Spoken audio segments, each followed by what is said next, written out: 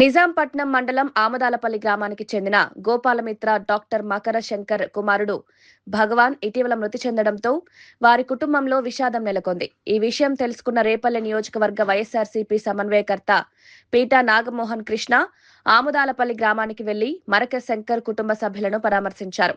భగవాన్ చిత్రపటానికి నివాళులర్పించిన ఆయన మృతుడి ఆత్మకు శాంతి చేకూరాలని భగవంతుణ్ణి ప్రార్థించారు. ఈ కష్ట సమయంలో కుటుంబ సభ్యులు ధైర్యంగా ఉండాలని ఓదార్పు పలికారు. కుటుంబానికి తన ప్రగాఢ సానుభూతిని తెలియజేస్తూ అవసరమైన సహకారం అందిస్తామని భరోసా ఇచ్చారు.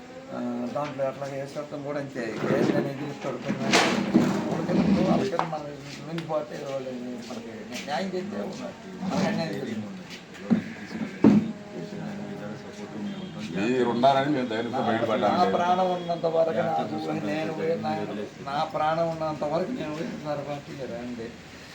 నేను రాజశేఖర రెడ్డి మనిషిని నాకు రాజశేఖర రెడ్డి నాకు